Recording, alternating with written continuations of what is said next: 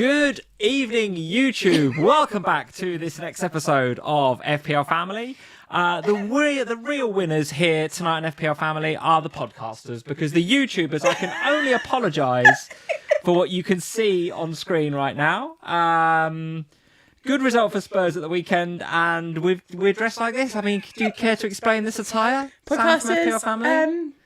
I'm wearing my Spurs shirt tonight. It's my Mickey shirt. The shirt is okay. I try and discourage wherever I can bright colours on the stream, because it doesn't always come across well on camera. But for this weekend, with the result at the Ethihad, I'll let you wear the Spurs shirt. It's no problem. But explain for the sake of the podcasters, who frankly they are the winners here because they can't see this. Mm-hmm. What is on your head? I'm wearing my winners in Bilbao Spurs hat. You know, because dear me, winners. And I'm also wearing sunglasses. They say I love Spurs. Oh, and you know, just to complete the look, I've got me Spurs mug. Thanks, George. Wonderful. So we are properly Spursed out here then this evening. You've got absolutely everything Spursed up. Everyone's happy, aren't they? Well, I mean, we will talk about that, guys. Welcome to the FPL Family live stream. I will now take it all off. The guys are saying there's a massive echo on my mic, so if that persists, guys, I will turn it off and turn it on again and see what happens. Very echoey, you guys are saying. Let me see if I turn this off a little bit. There you go. I turn that off, and now they'll just hear me and your mic in the distance. And then let me see if I can turn it back on again. See if that makes a difference. Does that make a difference, guys? Are we still quite echoey? Let us know if it's still a bit echoey. If it is, we might have to unplug it, plug it back in. Let's just see. Better, no echo anymore. Weird, isn't it? I just we haven't touched it since last week. No, it's strange, isn't it? It's weird that turning stuff off and turning it on again is the technical fix for everything, isn't it? It's like turn it off, turn it on again, see what happens. It's better. Thank you, guys. Thank you, much better. Good. I don't know where the echo was coming from, but thank you for saying it was the echo of Tottenham winning the league again. Really? It's been a long time. Welcome to tonight's FPL Family live stream. Game week 2 is nearly in the books. We've got the humdinger of a game on Monday night, Liverpool versus Newcastle. It's the Isak rivalry game. Lots and lots to discuss about that game, I'm sure, when we do the Ohana next week and when we do this live stream next week. That game is still to go, but lots to discuss on this week as well. And as we've said multiple times on live streams, we are here, good, bad, or indifferent. Whether it's good, whether it's bad, the scores are good, bad, or indifferent. We're always here every Sunday, 9 p.m. We've flown back especially for this one. And we've flown back. We've had a week in Barcelona, which is great, which is really nice. The echo is back, apparently. Right, I'm going to take this thing off. I'll take it off. 1 second. You've not changed anything. I don't know, Sam, but it's something about this microphone that makes it a bit echoey. Let me turn that off. And let me go let that in. Oh, God. What are you doing now? Well, this is a live technical fix. The alternative is to... No, you had it the right way. That's the right way up, isn't it? Yeah. I think it's a dodgy cable, you know. Well, it doesn't cause any problems when I do the official podcast with it. It's the one you use. That's the official mic. Yeah. So don't break it, whatever you do, because that's my official podcast. Well, it's already broken a little bit. It's not broken. People are just saying it's my voice. I don't think it is. It's just Lee. Let's see. All right. Well, I've turned it off and turned it on again. Let's see if that makes a difference. So yes, we're going to talk about the games. We'll talk about our experiences in Barcelona, not least the bar that we found to watch the that is my games favourite on. bar, by the way. Great bar. If you ever get the chance to go to Barcelona, on the outskirts of Barcelona in Portaventura, there's an awesome La Liga bar. 29s it's called. It's awesome. There are I've never seen so many screens in a bar in my life. Did you say there were 34? She was 34 counting. screens, so 33 and a big one.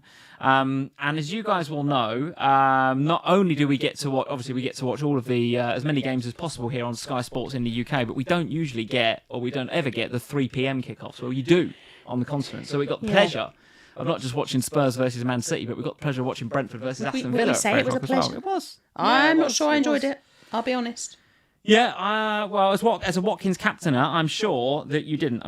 But we'll talk about that in just a second. And then, of course, we had today's games, and we flew back last night, and we had today's games, including a massive Bruno penalty miss. I'm sure those of you who got Bruno Fernandes, a big swinger for him this week, big swing, because if he had scored that, then obviously lots of points rather than the minus points. He got DEFCONs as well. Possibly would have got some bonus as well. So could have been a big swing, but. As it is, and there's a few of you that have got Bruno captain. I can see Aki in the chat saying I've got Bruno captain. That's a real shame. Just a nightmare. At least you're in with the club, because there was, so far, We've had captains blanking. We've had captains not turning up. We've had captains missing penalties. We've had captains, well, pretty much doing everything bar getting any points, haven't we, this week? It has been, I've found, a very difficult start to the season. I mean, look at our ranks on the screen. I mean, that is absolutely nothing to shout about. Now, we don't normally even talk about ranks for the first few weeks because it's not really that important as the game settles down. But still, it's not looking good, is it? It is not looking good at all. No, but 8 weeks. 8 weeks, I'll think about it. If I'm still at 8 million... then I'll worry about it then. But the thing is that last week I was at 4 million. So I've had one bad week and it's taken me out 4 million places. Like, that's why you can't pay any attention to rank at the minute. Because one good week next week and suddenly you're at 200 million. Yeah. And it's, so you can't weigh too much heavily on that. I think the key thing is, what are you learning? What are you learning about the players that are performing well? What are you learning about the teams that are performing well? Hello, Spurs. What are you learning generally across the Premier League matches right now? And that is the key thing for me right now anyway. I'm paying very little attention to where I am in the world. I'm obviously paying attention to the points that my players are getting versus the points that other players in the same position are getting. Yeah. And that's the key right now. Yeah. I still don't know if the game has settled down though. I still think we're seeing some interesting results. I think we've stumbled across a few teams to target, which I think we possibly could have predicted in pre-season. I mean, because some of the teams to target from last week are not the teams to target this week, and others have fallen into the category of teams to target this week who weren't there last week. And then there have been a couple that have stayed in the teams to target. So there's maybe one or two teams that I'm now looking at. Yeah. Thinking, gosh, West Ham looking at you. They're the ones. Yeah. That's going to be a struggle. Yeah. But the performances we've seen from other sides haven't necessarily suggested that they're going to fight, or they're going to be quite as bad, let's say, as the bottom three from last season. Yeah. Plus, we've had lots of injuries as well potentially this week, and Palmer getting injured in the warm up. So a lot reflection of the Club World Cup.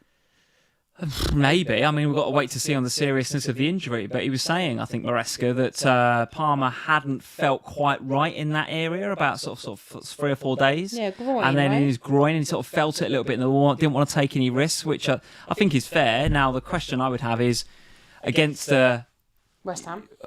Well, if they were playing let's face it, playing a Man City or a Liverpool or a Spurs or whatever, would he have gone into the game? Would he have risked Palmer? Oh, I see. And the fact that he's got, West Ham, as he's thought, well, I think we can beat these without him. And actually, they were fantastic without him. Let's not beat around the bush. They were fantastic. So, yeah, don't know. Yeah, don't know. It's with that injury and then with the potential Saka hamstring injury. We don't know much about this yet. I did see. I mean, you have to take a bit of a pinch of salt until somebody from Arsenal actually says something. Yeah. But I did read that it's maybe not as bad as they first feared with both Saka and Ethihad. So I'll speak to Mr. Arsenal himself in the week and see if I can find out any information. Yeah, true enough. Ethihad as well, shoulder injury. Yeah. Lots going on, wasn't there? Lots going on. Aït-Nouri as well, off with another injury. So, yeah, loads of injuries. There's been a lot of them in the early part of the season. It's kind of intriguing, isn't it? Because you want to be reactionary. So it goes back to what I was saying before, I guess. You want to be reactionary and getting on the players that are performing well and that are performing in teams that are performing well. But, like, I'm looking at my team on my 2 free transfers this week thinking, well, I've got 2 big flags in my team on Palmer and Aït-Nouri. Yeah. They're not necessarily the positions I want to change up, but alas, we might be in a position where that is the positions I have to change up. So we're just going to see how it pans out, and we'll see what, in my case, particularly what Maresca and Pep have got to say for themselves over the course of the coming days. And we'll obviously see what happens tomorrow evening, because we still have, as Lee mentioned at the beginning, that massive game between you lot and Newcastle. Who have you got on Monday night?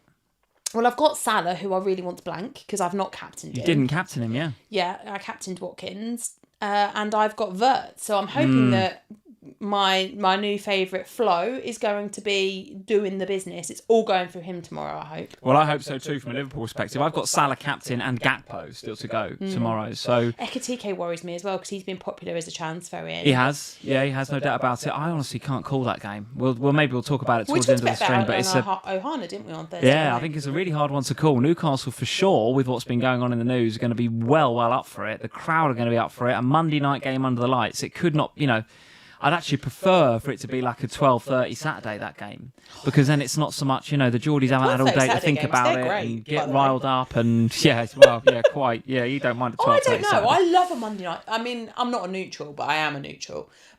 But I love Monday night football. Monday night football is one of my favourite ones. It's the FPL Gaza there. He's in the chat. He's saying, looking forward to tomorrow, Lee. And therein lies the thing, FPL Gaza. I'm talking to a lot of my Newcastle mates. I'm seeing a lot of Newcastle on Twitter. They're looking forward to this fixture. They can't wait for Liverpool to rock up to St James's so they can get stuck into us. Whereas I'm not looking forward to that fixture. And usually, however I feel about a fixture, tends to be, I think I'm a fairly typical Liverpool fan, and I'd imagine that's how a lot of the Liverpool community feel. I'm not looking forward to going to St James's tomorrow. Not at all. Yet the Newcastle fans seem to they can't wait to bring us there. So that is going to be a very difficult game. As George says, loving it tomorrow. Get the popcorn out. I think it will be a good watch. I think it could be quite chaotic. I think we might have we'll have a Slack watch along tomorrow night. If you want, I'm out playing five-a-side, aren't I? So I'm going to miss a bit of it. I will have a Slack watch along with the guys tomorrow night because Yeah. that'll be the kids will be in bed pretty much. I'll sit down with the Slack because I haven't been away. I feel like I've not spent a lot of time in there this weekend. So it'd be nice to actually sit down and chat some football with those guys. Yeah, totally. Yeah, totally. I don't know what to make of that game. I really don't. You'll be there back for some of it, though, won't you? I will be back for some half. of it. Yeah, for sure. I'll be back for half. some of it. I don't know. We're going to play it right back. Good Lord. I thought it was you. That's where you're going, though. No, well, that's the game you're playing tomorrow night. It's going to be Curtis Jones, I think, but it could be anybody, couldn't it? Could be anybody. Let's say hello to a few people. FPL Victorious Secret is in. Evening, family, he or she says. Let us know whether you're a he or a she, FPL Victorious Secret. Or if you prefer not to say, that's also fine. But might be a they or a them.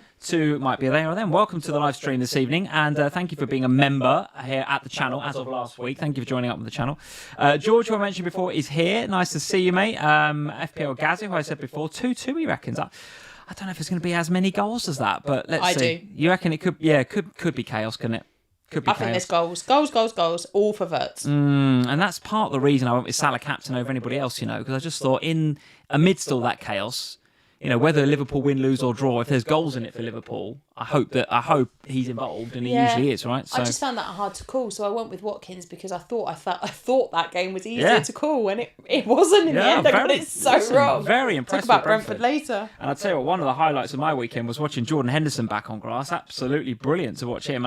Lee's love affair with Jordan Henderson. I honestly think everybody, as an insight into our afternoon when we're sat in this bar in Spain, Lee and Jordan Henderson, it's like a love affair. He's like a lovesick puppy with him. He's on the telly and he's going, Sam, you just don't appreciate how great Jordan Henderson is. Sam, you just don't understand how brilliant he is. Look at the difference he's going to make. And then he said, but he can only play 60 minutes. And then he made it to 65. And Lee was going, I see, look, he's done 5 minutes extra. They've been great. Watch what a difference he's going to make now he comes off. And I was there like, all right, you don't speak this lovingly about me and I'm your wife. You didn't watch him for all those years at Liverpool. Honestly, I thought he made a massive... I mean, George, I'd love to hear what you thought, mate, as our resident Brentford fan and at the game, right? So we were looking for you on the telly. Love to know what you thought of Jordan Henderson, but he was barking orders. I think after about, was it like 1 or 2 minutes, Brentford got a throw in and he celebrated like it was a goal. Like he was like, come on, got a throw. He was like so hyped for the game. And that translates to the rest of the players. They put in a performance. He was fantastic. Really, really good. Really good. The guys are still saying the mics are a bit... I'm really annoyed about these mics. I don't understand because last week the mics were great. I know, we haven't changed anything. Nothing's changed, guys, so I don't know why it's doing that. If it's bearable, we'll carry on. If it's really unbearable, we'll stop and we'll start again. But if it's bearable, guys, bear with me. It's my mic, right? Yours is fine. I think it's my mic. Do you want me to put my mic in the middle and we'll go old school again? If it's really unbearable, but it's terrible. But the trouble with when we do that is it's really bad for both of us. Yeah, George is saying it's bearable. Gigi, it's okay. Yeah, sorry guys. I know it's not great. Some of you say it sounds fine. It's to play with the levels on the mic, so it's bearable but irritating. Yeah, thank you guys. As long as it's bearable, we'll stick with it for now, rather than starting the whole live stream again. Sean is in. Sean Pirret, thank you, Sean, for joining us here tonight. FPL Shorts is here. We've got GG Game is in. Andrew Yee, very nice to see you, mate. Very nice to see you in. Ken's at Bromsgrove, another one of our YouTube channel members. Nice to see you. Ben Allam is in. Andy W is in and says it's fine. Thank you, Andy. As long as it's fine and bearable, we'll go with that. We're not looking for HD 4K quality sound tonight. It's we will just bear with us on the sound. Who else we got? Jacoby123, FPL Wheeler, a whole host of you in this evening, a whole host of you. So listen, thank you very much for joining us here on FPL Family. As we always say, like and subscribe if you're new around here, and yeah, if you've got a bad week, a good week, it doesn't matter. Bring your scores. This is a safe environment for us to talk about how we've gotten an FPL this week. And I, for one, I mean, very kind of you to put a green arrow next to my rank, because it was so bad last week. Game week 1 was that bad that if I'd have got a red arrow this week, it'd have been quite honestly pretty catastrophic. But we're in at 6.8 million right now. You're in at 7.3. Mine's terrible. I mean, I've had a literal disaster. I mean, yeah, we don't worry about ranks, but we do. You do. I mean, you can't not worry about it, can you? You can't not worry about it. Yeah, I'm not worrying about it. Well, yeah. You watch Spurs play. I'm so happy with my life. Well, let's start with that then, Sam. So let's go to the page and have a look at some of these games. And why not? Why the hell not? Would we not start with Manchester City 0, Spurs 2, a game that we managed to find in the bar in Barcelona in Spain. So we had to listen to the Spanish commentary, which actually was low-key quite good, wasn't it? Because he was so hyped every time Spurs come up. Loving Pedro Porro, wasn't he? For obvious reasons. That's basically how it went. That's my Spanish, by the way. Go on then. Tell us about the game then, because I was last season. I was very quick to be critical of Ange Postecoglou. Okay, where's this going? I was very critical, very quick to say that Ange was doing things wrong, in my opinion. I was very quick to say that Spurs couldn't get their act together in the league. I was very quick to say that tactically he was pretty inastute, Ange Postecoglou. And I made my opinions very clear, and got brought down a peg or two by you on these live streams for saying that. Well, if I'm going to be quick to be critical last season, I should be quick to praise this season. And I tell you what, I was very impressed with Spurs. Yay! Very impressed. Now listen, in game week 1, home to Burnley, I was impressed with Spurs, but it's home to Burnley. You expected to win that game. Game week 2, away at the Ethihad, to go to Man City and playing the way you did, with Joao Pedro basically pulling on a Spurs shirt for the first time. I know he played a bit in pre-season, don't come at me, but it's the first proper game he's had. And Frank just says, there you go, mate, chuck you in with possibly your hardest fixture of the season, or one of. And then with Pape Sarr as well, buzzing around him. The two of them were, I can't think of a better word than immaculate. I thought they were fantastic, the two of them. Absolutely brilliant. And it just allowed the rest of the team to do what they do. And yeah, I mean, well taken goals. I thought, Brennan ghosting in again. Paulinho took his goal, pounced on the mistake by the goalkeeper. And the two of them, Sarr and Paulinho, that's, that word pounced, is that Sarr was pressing like a maniac, like Jota levels, like Henderson levels of pressing. You know how much I love them two for pressing. And then Richarlison pops up with, 2 assists, was it? 2 assists for Richarlison. Kudos, no FPL points, but looked very lively again. Listen, that's as much as I'm going to say, because you're the expert. Tell us what. I was impressed. Very, very impressed. You must have been loving it. Yeah, I was. There was a little bit of a war going on, wasn't there, in the little bar? Because there was a couple of City fans, and there's a young lad who was in the bar with us at the same time, and he was sat on the table behind us, and I didn't notice him at first when Johnson scored, and I started a chant of Johnson again, Johnson again. You were the only one in the bar. bar. And I was singing it, and then Max joined in with me, and then this little kid, I can't remember what his name was, but he was joining in as well, and his mum was just like, "Oh my god, please!" But it was brilliant. Yeah, I said to you last week that when I looked at the team sheet for Burnley, I was not surprised. He put the youngsters in. He had Archie Graham and Bergvall in the middle, because we had that Burnley were going to be less gung-ho in their approach to playing that game. And yes. I thought that he would therefore play the kids because they've got they're a bit more gung-ho. They're a bit more get up, get the ball, get forward, move quickly, move around, be a pain in the bum. And I said to you, it won't be like that next week. He won't play them. He'll play Bentancur and Paulinho. It'll be all... It will be dominate the middle, be solid, be strong, efficient, work hard, put the engine in there and let them work hard, protect the back four and allow the front three to hopefully do something on the break. But the other thing, sorry to cut across you, was that I can't keep talking so positive about Spurs, it's making me go all cold. The press was not just unreal. I agree with what George, you just said in the chat. The press was unreal, I agree. But it was the intelligence of the press. Like, the press under Andrew was unreal, but it was just like, let's all just press and, like, maniacally do it until we fall over. Whereas with Thomas Frank, it's like, well, let's press in the right areas. Let's press as a team. Let's do it in an engineered fashion that makes sense, and we'll do it at the right times and don't do it at the wrong times. And that's the difference. That's the difference. It's press in moments where it's going to be successful, and it's press. Last season there was a lot of let's just aimlessly go forward and do nothing with it, or lose the ball in the final third and then get counter-attacked, and in the counter-attack concede because we don't have anyone to get back because everyone's gone forward, and we don't have a defence because everyone's injured. This season feels very different. It's very structured. It's very methodical in the games where it needs to be structured and methodical, but it's also very calm. Even when they were really attacking against Burnley last week, there was a calmness about them. They weren't all everywhere. Everyone knew where they should be. The aim, get the ball to the box, put a cross across. Put the ball in the box and cross it. And they all know that's what's going to happen. And because they know what's going to happen, it means your attacking players, actually the last couple of weeks, Richarlison and Brennan, both of them, have got to the box because they know that Kudus or whoever it is going to put the ball across. And because they know that, those attacks are fruitful. So against Manchester City, what I loved is that we were calm. We allowed them to play at moments but we kept them at bay. The defence was rock solid. They were working really hard together with the support of the midfield when it was necessary. You had Kudus dropping back to support when it was needed and then taking the ball forward, and he's so strong. That's what I love about him. He wins the ball and he'll take it on a run. Now, tenacious guy, isn't he? Yeah. And I said to you last week, I suspect, and I think I can't remember if I said it on iHana or not, or if I just said it to you. I didn't expect anything from Kudus in this one because last week, the Burnley game, against Bournemouth next week, Kudus will get points. But against Man City, he was being asked to do a job that was similar to the job he was doing against PSG.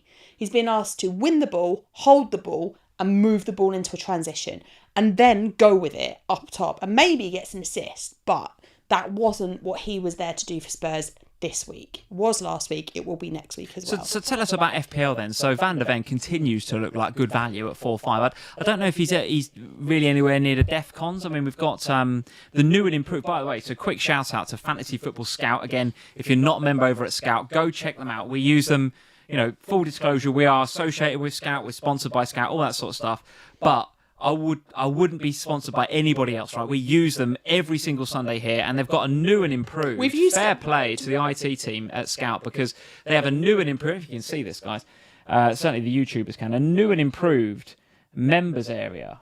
Check that out with all of the sort of top stats from the game week. Very, very nice indeed. The sort of plain looking dashboard that you used to have, which was looking a bit outdated, don't get me wrong. Now look, you've got the player pictures and the badges and everything, and you can change to top 3, top 5, top 10 of the game week. Really, really nice work from the guys at Scout. So again, all the links are in the description below. If you're not yet a Scout member, definitely go and check that out. Do use our code as well, because that'll get you 5% off. Absolutely, yeah. Never too late to become a Scout member. And one of the tables I've got in front of me on the Scout members area is defensive contributions. So of course, if this is new to you, and it is to most of us actually this season, it's certainly new to me. And I would say that the Scout members area has really helped me to learn about defensive contributions and where the points are coming from. Actually, it's Garner from Everton that's got the most so far this game week with 17. Then it's Dango from Brentford with 16 and Roden from Leeds with 15. I'm not seeing Van der Ven necessarily troubling the defensive contributions, but at 4.5, are we okay with that? I'm just looking at what he got for this week. So for DevCon total this week, I think he got about 5 or 6 from memory, but let me just have a check. It doesn't strike me as a sort of player that's going to get tons of defensive contributions. Yeah. No, we got more last week, weirdly, against Burnley. But then I think that was in part because he did a lot more blocks and stuff last week, whereas this week against Man City, he did a lot more just... I think the way that we moved around, he was having to do less of that because the defensive midfielders were there and doing the business.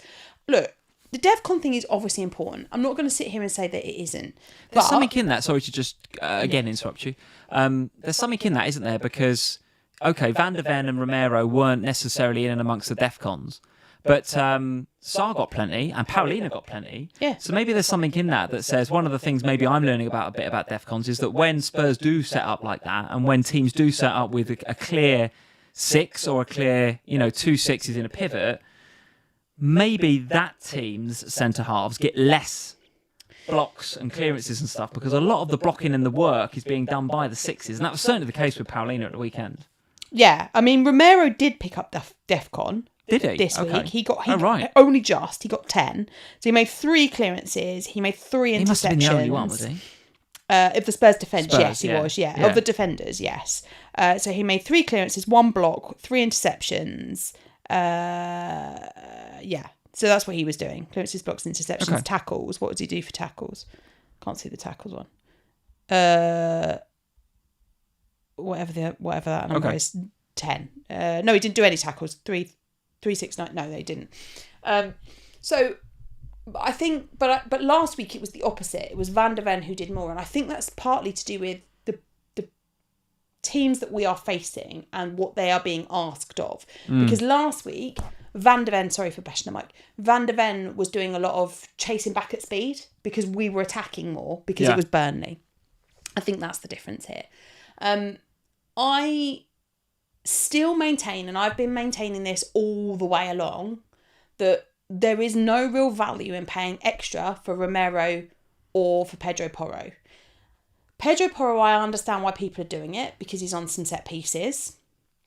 So he looked good though this week. He did but look they good. all look good. The Spurs defence look good, and at the moment, set pieces and free kicks but and he's stuff. not taking all of them. He's not taking all of them. He's the main one, though, isn't he? Well, Kudus takes a lot of them. He takes a lot of the corners. Not the free kicks. The free kicks, not a lot, no. But we haven't scored any of them. No, we're 2 games in. Come on, like you want. So Spurs looking defensively better under Frank. Tick. You've got a very particularly when you play 3 at the back, you're going to have 2 wingers flying down the wings, and one of them's going to be Porro. He's pretty nailed for minutes, I think. He takes the free kicks, takes a lot of corners.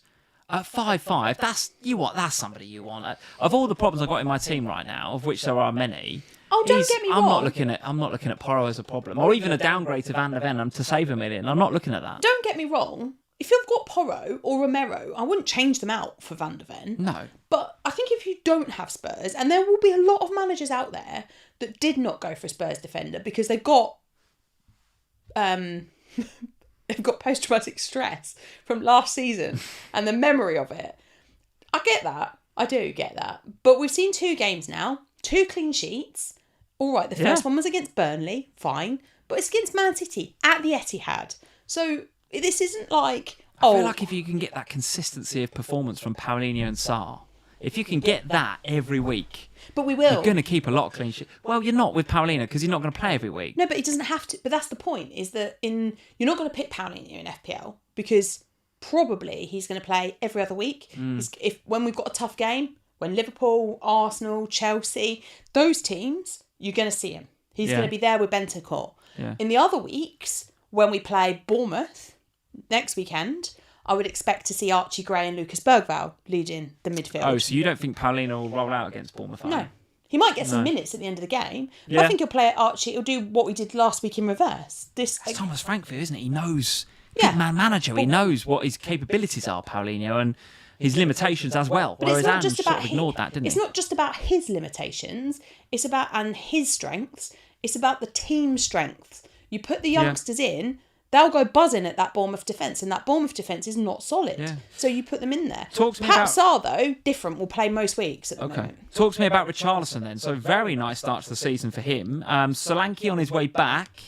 But could we have a case of, I mean, Thomas Frank's pre-match comments, I think, before the game was talking about how important Richarlison is. He's his number 9, he said, yeah. And he said, he's my number 9. And I'm like, oh, okay. So even when Solanke comes back, does Richarlison go left, or does Solanke have to find a way back into this team? Because listen, when you've got a decent striker in good form like Richarlison, let's not beat around the bush. He's a Brazilian international. He's got caps, so he's not rubbish, right? When he's on fire, you just got to ride it, haven't you? You just got to keep playing him. Mm-hmm. Like if Solanke was fit for Bournemouth, there's no way you drop Richarlison. Mm-hmm. No way.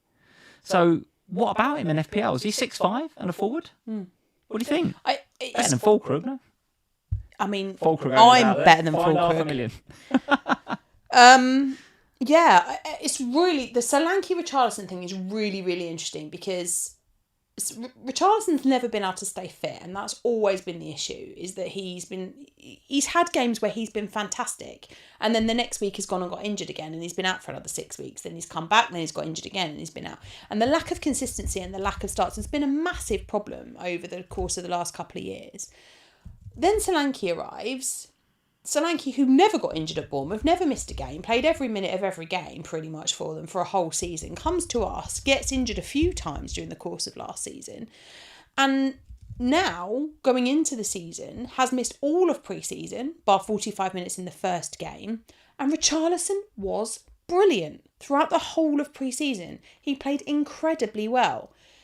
It would be ridiculous for Thomas Frank to see that and then drop him, because let's be real here, Thomas Frank is a new manager. He doesn't have a history with these two players. No, absolutely. Do you play the player that's got the form in front of you?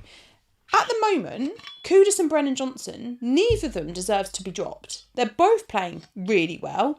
Kudus is the one that's most actively involved, but when Brennan is called upon on the other side, he's doing a good job. And bear in mind, he's playing on the left, which isn't his preferred position. He'd rather be over on the right. Yeah. So you've got Richarlison through the middle, and it's working really well. What I like is that Solanke's being eased back in, which is a luxury we never had last year. He'd come back and have to go straight in and play 90 minutes, which was always problematic. Yeah. So easing him back in, he's getting about 30 minutes. When he comes on, he's doing the same job as Richarlison. So there's a nice... I don't know what the right phrase is. It doesn't matter which one of them's up top for Spurs. You're still getting the same work ethic and the same thing. For me, there is I have a slight issue, because at around 60 minutes every week, Richarlison comes off.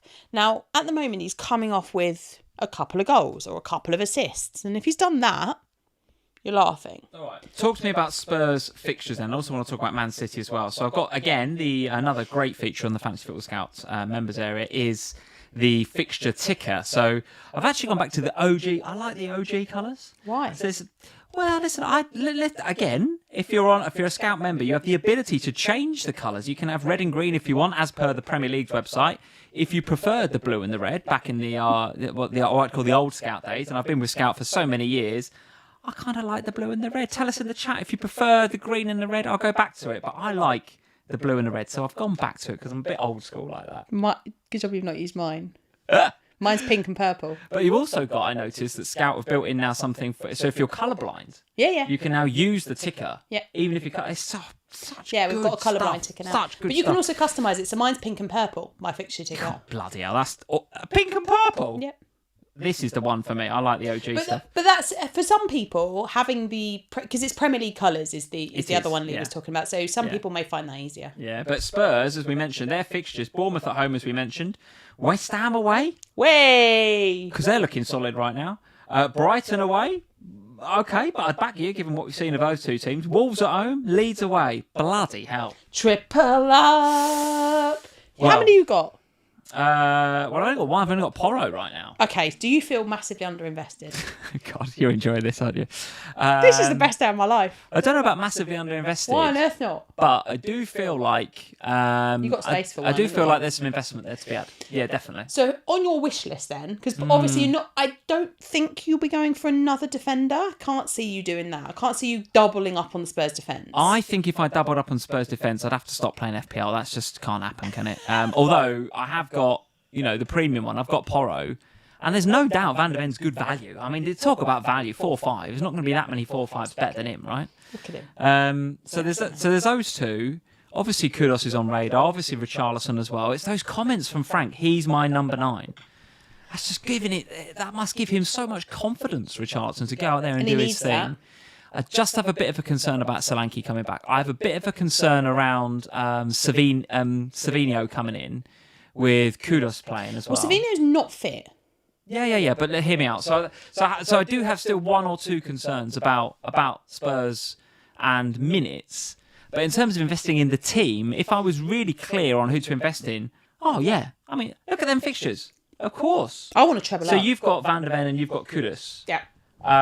Obviously, they're both a stick. Where else would you go then? Who's the treble? I am thinking about Richie. About Richarlison. Okay. Instead of who? Who have you got up front? Watkins and? Oh, well, I've just got a shower Mateta. up top, haven't I? Yeah. I've got Guiu, who comes on. But I mean, to be fair, he got some minutes. So he's got a point. And then I've got Mateta and I've got Watkins, who have both been incredibly disappointing in the opening 2 weeks of the season. I mean, it's been horrendous, and we'll talk about them two in a minute, particularly this week, because this was the week that Joao Pedro did decide to go off, and I knew the risk that I was taking when I didn't have him in, and that's fine. I accepted the risk. Yeah.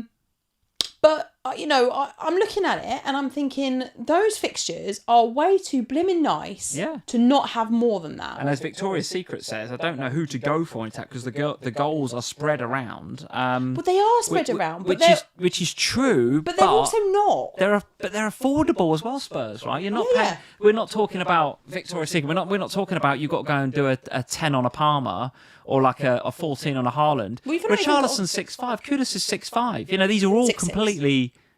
Okay, 6'6" now, I can believe it. They're all completely affordable players. Yeah, they are. And I think that's the thing, isn't it? Is like, I'm not going to sit here for any stretch of the imagination and say you get triple ups on Spurs and you hold them for the entirety of the season. But those fixtures are great. I'm not naive enough to think that we'll, I jest put my hat on and my glasses on at the beginning of the stream, but I'm not naive enough to think that this is an indefinite thing. But with the fixtures the way that they are, over the next few weeks, there's goals against these teams. We've seen Bournemouth conceding goals.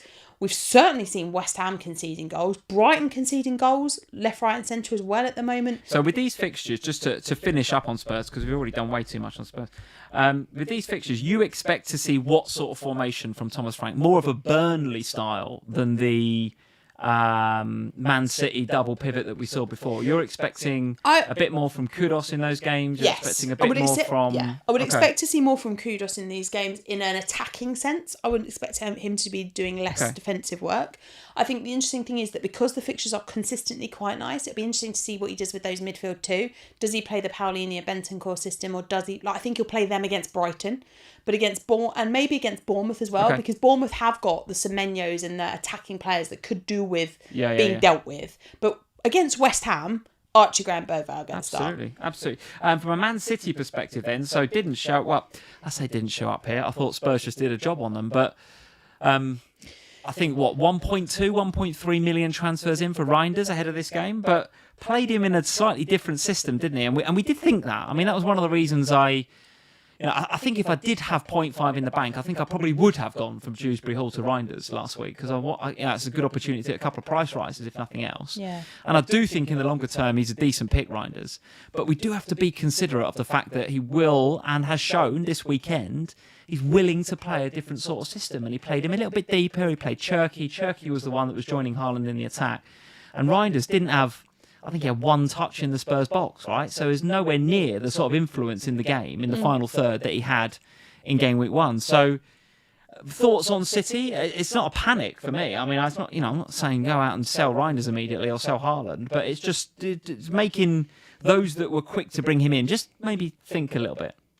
Yeah, I mean, I think this game, we were always quite good at the Ethihad, to be fair. And I think this game I think the injury to Ait-Nouri did affect them, to be honest, at the beginning, because it happened early on in the game. Yeah. It did affect the way that they played, because, and I said to you, they look different now with Ake on instead of Ait-Nouri.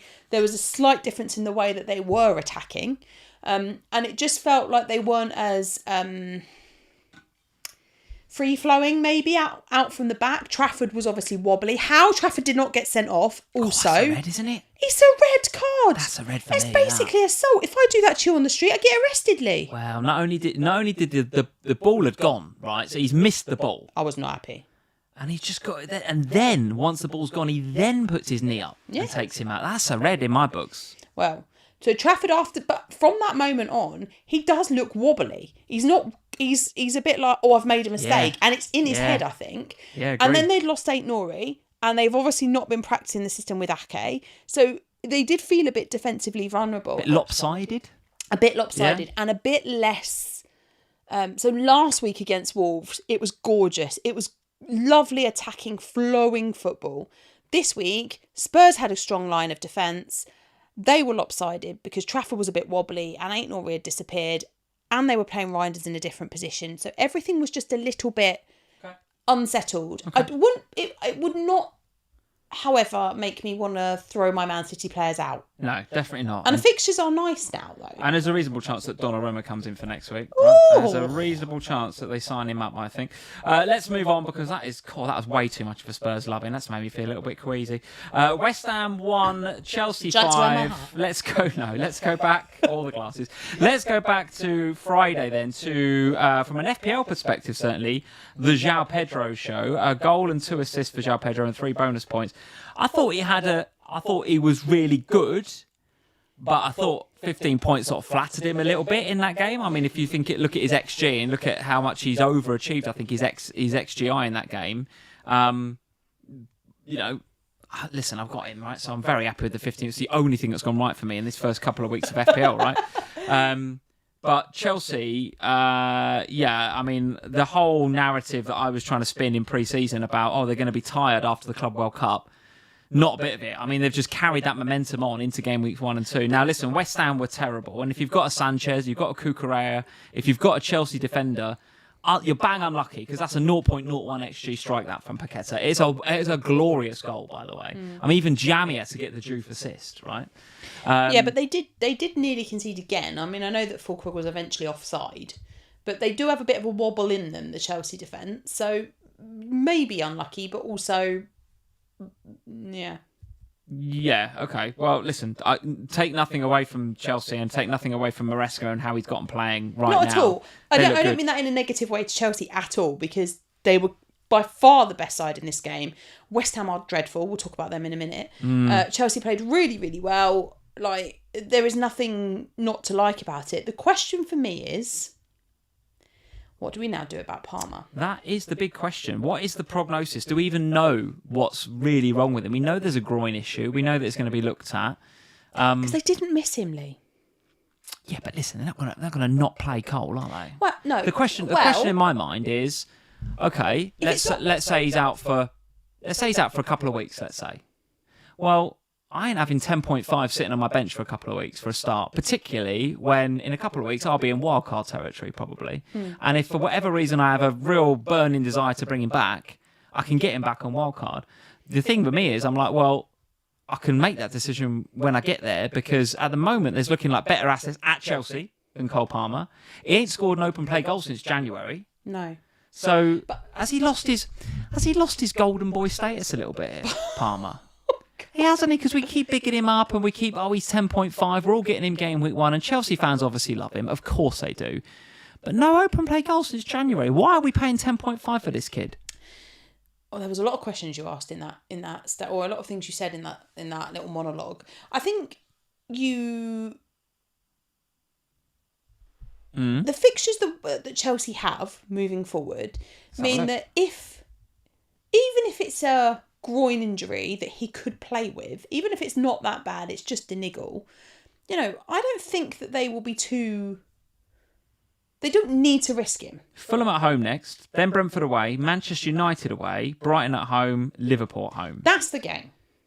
So if you need to rest Cole Palmer for a couple of weeks, then you can, I think, with the fixtures the way they are. So for me, I'm looking at Cole Palmer in my team.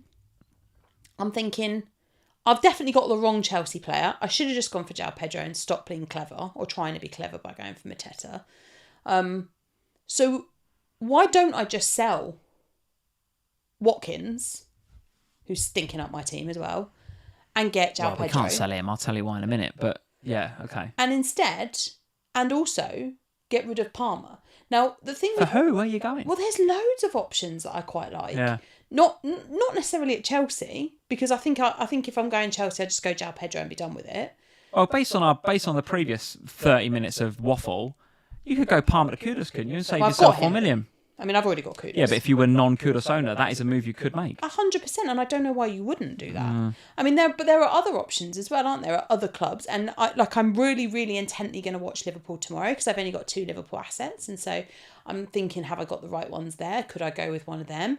After this game, the Newcastle fixtures improve. Could I go for one of them? Like, could I go for a Gordon or a Harvey Barnes or somebody along those lines? Because if circumstances were different, we'd all be going, well, we'll go Palmer to Saka then. Yeah, but now we don't know about Saka either. Yeah, and also, Saka's got a difficult fixture against Liverpool next week. Do I want to go there? Would I rather go for a Gyökeres instead? And as FPL Victoria's Secret says, he's got Saka and Palmer. One has to go, but who first? Without knowing the extent of both of those injuries, Victoria's Secret, it's a very difficult one to say. I mean, the fixtures would suggest that you would keep Palmer and sell Saka, but if the injuries are more serious for Palmer, then you would keep Saka and sell Palmer. Yeah, we just don't know, do we? You can't answer that question until we kind of know where we're at with both. I mean, I've seen mixed things on Saka. Maybe we'll do that in a second. Possibly a hamstring, but maybe it's not as serious. I've seen a video of him telling the medical guy when he's on the field that it's cramp. I think his mouth, he says it's cramp. So if it's just cramp, then fine, back in next week or the week after.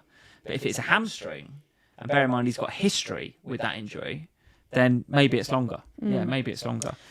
Yeah. And there are players that are performing really well in those midfield positions that are significantly cheaper, and it does mean that you can then upgrade elsewhere if you want to, or you leave the money in the bank and you wait until they come back in. A Chelsea defender for you with those fixtures? Yeah. What my big regret is not having a Chelsea defender start the season. Cucurella looks the one, doesn't he? I mean, he's got the assist here. Like I say, were it not for a worldie from Paquetá, they'd probably win this 5-0, and he's got a clean sheet and a I took him out, didn't I? He's got an 8 or 9 pointer. So if you're a Cucurella owner, enjoy the points, but could have more. Yeah, absolutely. Sanchez owners as well. Cucurella is a regret. I should have just stuck with him in pre-season. I changed it up a bit to save some money. Though, is he? 6 mil. Hasn't he had a price rise? Probably, yeah. He might have had a price rise. It might be 6.1. So yeah, he's one that's definitely on my radar. He is one that, but I've got problems. So, Ain't Nori, again, we didn't really speak too much about him when we were talking about City a minute ago. But if Pep rules Ain't Nori out, then Cucurella in for Ain't Nori absolutely makes a lot of sense. Yeah, it could be one. Yeah. And West Ham, well, target them. I don't know what to say. I mean, I for sure thought they'd have possibly a difficult season, but Potter will be sacked first. The start they've had. And the vitriol that I'm seeing online from West Ham already about Potter out is quite incredible. It's quite incredible. The camera on Bowen during the game was hilarious because Bowen's fuming. He's just fuming, and he doesn't. And he's obviously Mr. West Ham, right? He loves that club, and he's passionate, and he's being passionate, and he's trying, and the rest of them look like they couldn't give a damn. And that's really worrying. Yeah, it is a problem. They're definitely a team to target, for sure, a team to target. Let's move it on. Let's talk about the other game that we watched. Let's do Brentford 1, Aston Villa 0. This is a game that George will want us to talk about. I was as impressed with them as I was Spurs, I'll be honest, because, because of Jordan Henderson. Well, it's just the work rate. Everything that Brentford weren't in game week 1, and all the reasons that you went Ollie Watkins captain, and many bought in Rodgers and Watkins, and there was a whole load of people going, there's a load of points there for us because Brentford are rubbish, right? Look at them in game week 1, they were crap. And they were. Let's not beat around the bush, crap in game week 1. Game week 2, the complete opposite. The complete opposite. The work rate was there, the pressing. I thought Dango Ouattara had one of the best debuts I've seen in the Premier League. In a very long time, because again his energy was good. He did get booked in the game, and there was a couple of spicy looking tackles towards the end. I thought he might have been a bit of a lucky boy to stay on, but nevertheless he rode his luck there, got the goal as well.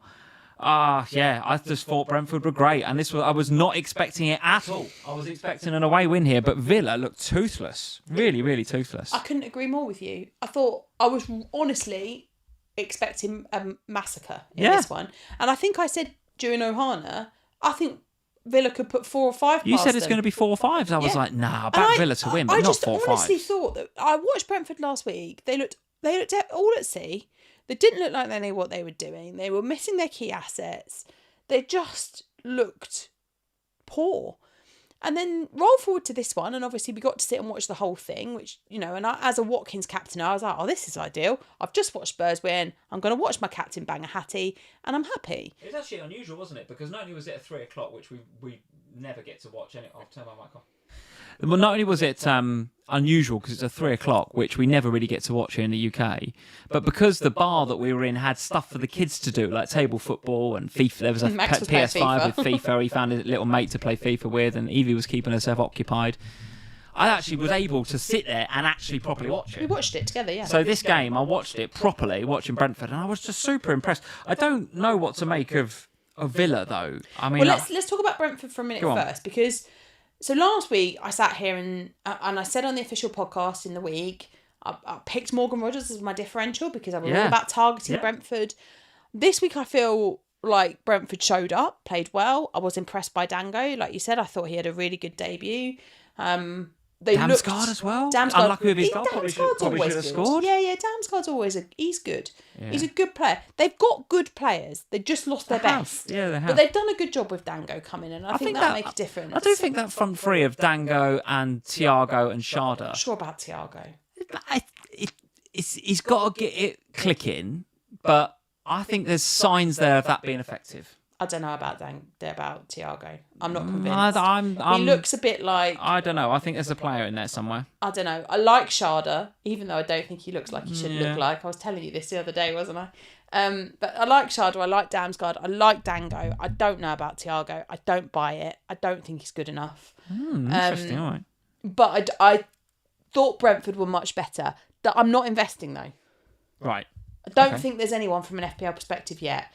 Well, let's have a look at the fixtures from a Brentford perspective then. Let's see where they are at. Sunderland up next. Chelsea at home, Fulham away, Manchester United and Manchester City. That Sunderland game looks all right, but you then got to carry it into 4 quite tricky-looking games there. I'm not buying it. No. Aston Villa, on the other hand.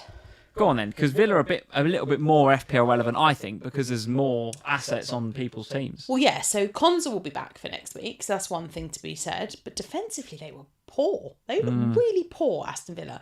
And you could say, oh, yeah, that's because Konza wasn't playing, but they still had a really solid defence. Nah, it wasn't Konza. It was more to do with Tielemans' positioning, I think. He was dropping too deep. They've got to get Tielemans in more advanced positions. But the problem is that they just...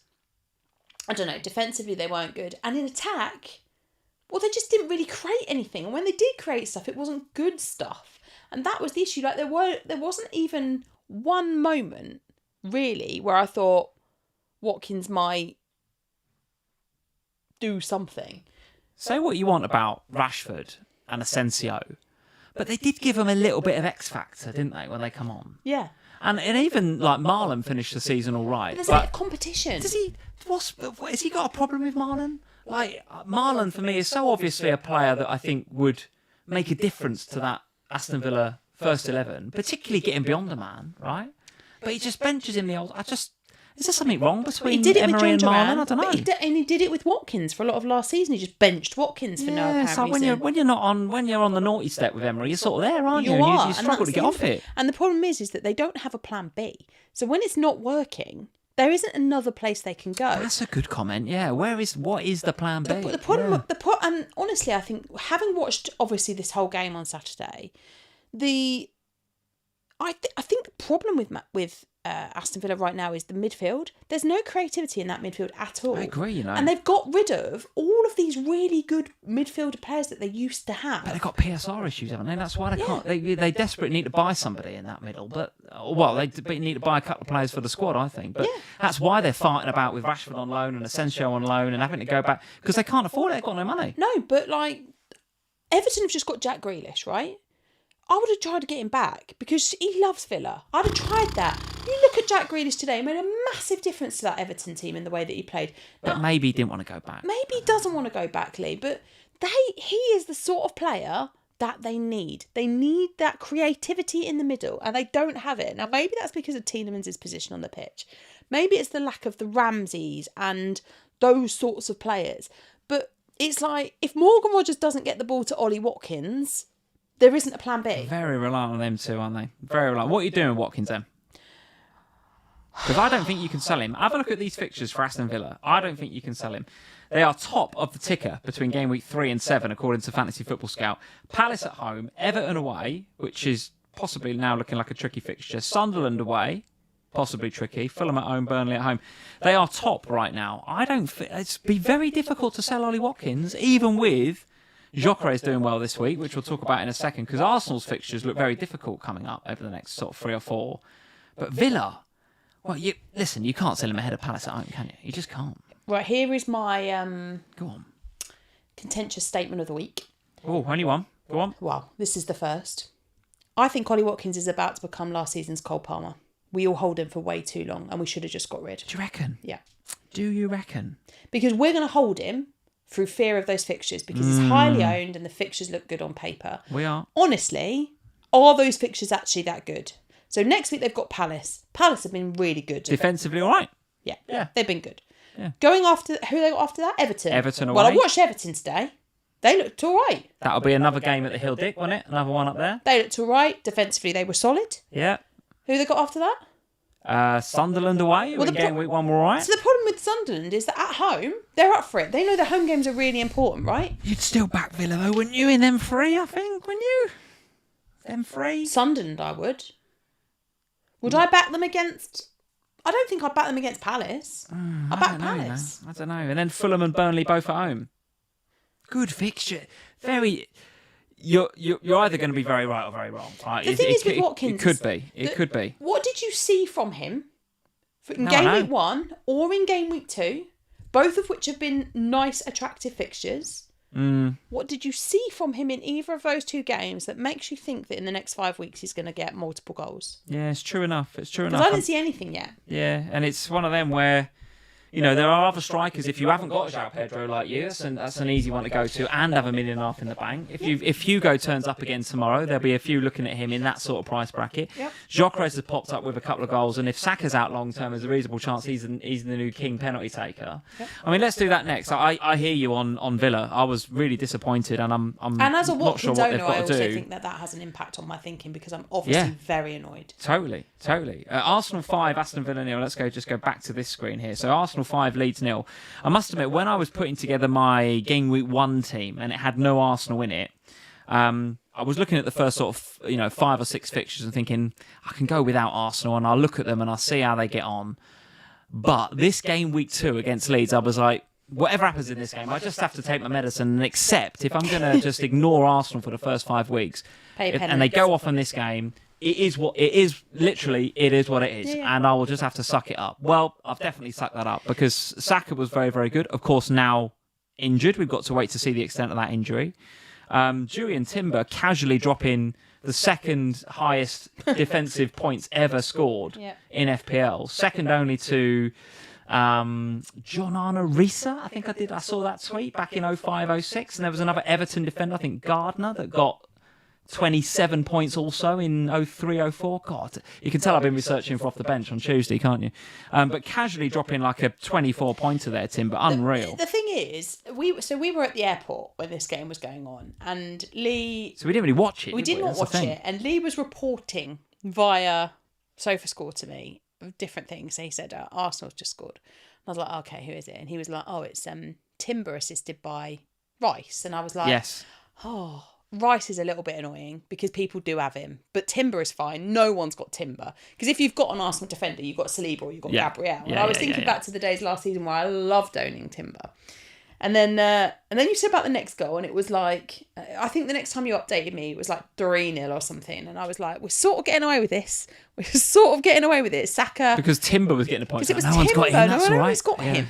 Sort of getting away with this. It's weird that it's 3, but we're sort of getting away with it. Then Saka had got a goal, but then you said, but actually Saka's now gone off. And I was like, oh, I feel like I've dodged a bit of a bullet there with that one. Because he was reasonably captained, I think. He was. I think if you had him, you probably were very tempted. Yeah. And then, so it was 4-0. I was sort of like, right, I feel like we've sort of got away with it. A goal for Gyökeres, a goal for Saka, blah, blah, blah. And then you went, oh, Gyökeres is braced. He's got like the last-minute goal. penalty. Yeah. And I was like, oh, that's it. Yeah, That's yeah. it. That's the bit. And I still haven't watched the highlights yet. Arsenal fans, get in the chat, get in the comments. Let us know what you thought of the Gyökeres performance. But, the thing is, the fixtures are terrible again now. Yeah, but listen, he's the man now. He's the man. He's now the number 9. And you say the fixtures are terrible. Let's just have a look at these Arsenal fixtures. All right, Liverpool away. Okay. Since when are Liverpool defensively solid? We ain't, are we? No. And then Forest at home. Well, Forest are all over the shop with Nuno wants to leave and he's had a spat with the boss and they all want to put it behind them and move on. And well, Palace fans bringing their Conference League flags. Then it's Man City at home. Arsenal at home in any game, you'd say they've got a reasonable chance. Then away at Newcastle, okay, difficult as well, and home to West Ham. So yes, I do agree with you. The fixtures look bloody awful on paper, but it's 6, isn't it? After game week from 6, they look great. Yeah. I think the thing is, and I said this in pre-season, on paper, game week 1 through game week 6, apart from 2, looks horrible for Arsenal. Not a great start to the season, not what you would want. No, that's why I never went there, yeah. Which is why most of us didn't go there. However, when you actually look at the results that they got against those clubs last time out and over the last couple of seasons, their returns have been good against them. There's been clean sheets. So it's what made me think about going for a Saliba or a Gabriel. And in the end, I decided not to because I went for an 8 Nori and the rest is history.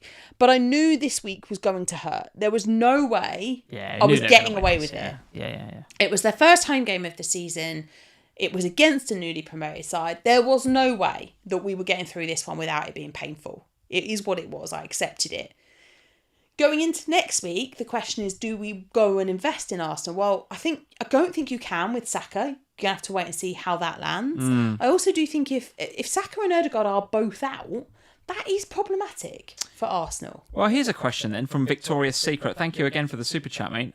Captain Saka this week, so well done. Yep. But then the injury, of course. But he says he's confident, be very afraid. So he's obviously confident about the Liverpool game next week.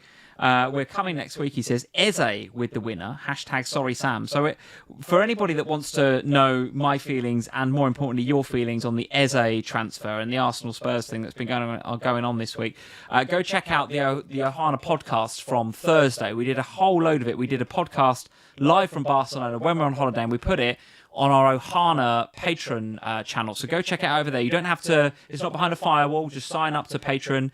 The free tier. Create an account, join us at the free tier, and you can download and listen to that podcast from last week when, we do preview the game week coming up, so a lot of that's going to be out of date now, but skip forward to the bit where we talk a little bit about Isak, but we talk mostly about Arsenal, Spurs and Eze. So I'm not going to cover it here. But from an FPL perspective, Eze still only 7.5. And I think he's going to be really important to Arsenal going forward, particularly on that left-hand side. There's no doubt in my mind that that's where he's going to play. Now, does he play wide left or does he play kind of left 10? I think he's probably best suited to that kind of left 10. And Arsenal Arteta might have to change the system a little bit. But there's no doubt that if you speak to Arsenal fans, none of them are that big of fanboys of either Trossard or Martinelli. And I think last season, one of the biggest problems that Arsenal had last season was that a lot of their attacking intent, a lot of their creativity came down the right. Ødegaard liked to drift over to there into similar positions that Saka was in. And the both of them were quite right biased.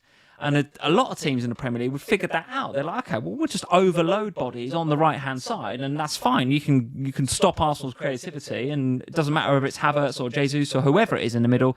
Ain't going to get any service because we're just going to flood that side of the pitch, and we'll leave ourselves a bit exposed on the left. Well, if you stick Eze on the left, either on the wing or in the left 10, you can't leave him on his own. No. So, well, you can, but you'll be punished. So I think I've not said this really out loud ever yet, but I think Eze could be one of the most important signings Arsenal have made in the last 4 or 5 years. Because I just think he's that good on the left-hand side that it's going to make teams, they're going to be so much more balanced. And it's going to make Saka better, it's going to make Ødegaard better, it's going to make Gyökeres a goal machine, I think. Because now he's got all that creativity from both sides, and teams won't know how to defend Arsenal. Because in the last 2 or 3 years, they've got used to defending Arsenal a certain way. Yeah. Now, there's a different dynamic. I think he's really, really important for them and a very, very good signing. But straight away on the Eze bandwagon? From an FPL perspective? Well, I think with those fixtures, I won't invest ahead of Liverpool, But as you rightly say, when we get to the sort of Newcastle game, when we get to who was it in game week 7? I've already forgotten. 7's the swing. It looks West great Ham from at home. 7. When you get to 7, you're going to want 1 or 2 Arsenal, aren't you? All 3. The fixtures are great. All from 3, 7. maybe. And the thing that will probably make me wait until then is the fact that Saka and Ødegaard might be out for game week 3, 4, 5. Let's see. We don't really know. But if Saka's hamstring's gone, that's a big problem, and it might mean we have Nwaneri back into the picture. There might be others. The new boy they bought from Chelsea, whose name I've already forgotten, Madueke, might come into the thinking. In fact, almost certainly will come into the thinking. So yeah, still a little bit of uncertainty there because of the injuries at Arsenal. But Eze, let us know what you think, Arsenal. I think it's a brilliant signing. I think it would have been brilliant for Spurs as well, but a brilliant signing for Arsenal. Yeah, I don't disagree with anything you just said. I think for me, it's hard to know what to do about Arsenal. Again, it's hard to know what to do. So I won't do anything ahead of Liverpool because I don't really want to be investing more in that game than I already am. I've already got double Liverpool. Yeah. I don't feel like I want to go into that adding more, particularly as we've already said, there are other teams that I think have got much nicer fixtures next week. After the Liverpool game, maybe I'll consider going a bit early on Arsenal assets. Mm-hmm. I can't see me going beyond, I think from game week 7, from that West Ham game, I will 100% be at least doubled up on Arsenal. It will be a defender because, goodness, it's horrible not having one because they are so good defensively. And then it's just how you go with the attack. And I think, Saka is obviously what he is at 10 million. If Gyökeres is going to be the penalty taker, I think he becomes a far better option than Saka, and he's £1 million less. Reasonable chance he is, even when Saka's fit. Yeah, well, Arteta said he is his best penalty taker. Yeah. So let's see how that pans out. But at 9 million, I think he's a better option than Saka, if on penalties. Even maybe if not on penalties, to be honest, with the service that he's going to be getting. Yeah. The thing for me is that you can go for a Saliba, an Eze and a Gyökeres, and you can save yourself significant money over having, say, a Saliba, a Saka and an Ødegaard, which is how we would have used to had to invest in Arsenal. Yeah. So I am absolutely certain that from game week 7, I'll be at least doubled, probably trebled on Arsenal. I just don't think I'll do it now. But if I had an Arsenal player, I would absolutely hold them, at least if they were fully fit. So you will have to keep an eye on Saka and what Arteta's got to say about him. Yeah, indeed. Yeah, I just don't see me going the whole season without Gyökeres having an impact in our team somewhere. I just think he's going to be on radar, no doubt about it. He's 3rd overall for BPS in the game week, according to the Fantasy Football Scout members area, with 56 on the underlying BPS. Only Timber and Joao Pedro with their hauls have done better than him. So, yeah, look, listen, he definitely had a good game week. He was second only to Welbeck for expected goal involvement, XGI. Of course, Welbeck and he both had penalties, right? But still, 1.31 is a pretty good XGI for the game week. So, yeah, Gyökeres and Eze and others all on radar, but we do need to be conscious of the fact they've got these injuries in the background. Where else do you want to go? Let's talk about Fulham 1, Manchester United 1. Let's do that game very briefly. So the penalty miss is the big talking point from this game. What did you make of it? I thought Manchester United started like a house on fire. I thought they came out all guns blazing, a little bit like they did in game 1, looking very, very good, knocking it about, very, very, a lot of one-touch passing going on. I was like, bloody hell. It was nice. And there was one where Bayern, I think, lobbed it very, very, a proper Tony Pulis Stoke era. He sort of lobbed it down. And Cunha, did you see it? Yeah. The touch out of the sky. God, my goodness me, what a beautiful touch that was. It was a great save by Leno to keep him out. And Cunha couldn't believe that he hadn't scored. And it would have been an amazing goal because his touch. I was very impressed with Cunha, as I was with game week 1. Very impressed with him again in game week 2. He will be a factor for us at some stage. And Bremo takes the corner that does lead to the Lenny Yoro goal, although I think it goes down. In fact, I know it does go down as a Muniz own goal and a Yoro assist eventually, but still, Brian's on corners. Bruno Fernandes did... Well, he, as in a typical Bruno way, he had a little bit of everything, didn't he? Had a little bit of everything. He was creating chances. He got the DEFCON, 2 points. Missed the penalty. There's a little bit of a inquiry about whether the referee might have. He's not upset with the ref, upset him and tapped him on the shoulder on the way past. But listen, and even Bruno said that's no excuse, right? Nor should it be, right? He should still be sicking that penalty away. But that's the big swinger for me in my game week. That kick of the ball from Bruno was the big swinger, because that's the difference between the 2 points he got and the possibly 12 points he didn't get. And as a Bruno non-owner, you must feel like you got out of jail a little bit there. Yeah, I was actually making slides for the stream when that penalty thing happened, and I didn't know because I'd gone in I was at my desktop making the stream slides, and I came back in and you went, "Oh, Bruno's missed a penalty," and you'd not said anything while it was happening, so there was obviously an element of like, "Oh my God, please," going on. Absolutely. I mean, I think it's one of those, isn't it, where Bruno, look, we know what Bruno can do. He was unlucky not to get the DevCon points last week. I think he ended up on 11 in game week 1. He just missed out. So he just missed out. So I think over the course of this season, we'll see him pretty much consistently picking up the 2 DevCon each week. And obviously we know that he's on penalties. So I don't think that the missing one today will make a difference to that. I know that there are other penalty takers in that team now, likes of Mbomo, and do you think they get the next one? No. Do you think? I don't think it makes a difference, Lee. I think he's their captain, he's their penalty taker. I think so. I don't think it's a situation like at Arsenal. I don't know. I don't feel like it will be passed on because he's missed it. I think Bruno is the penalty taker, and if he's on the pitch, he takes it. I think it's the same with Chelsea and Palmer. If he's on the pitch, he takes it. If he's not on the pitch, it'll be Joao Pedro. In this case, if Bruno's not there, it'll be Mbomo.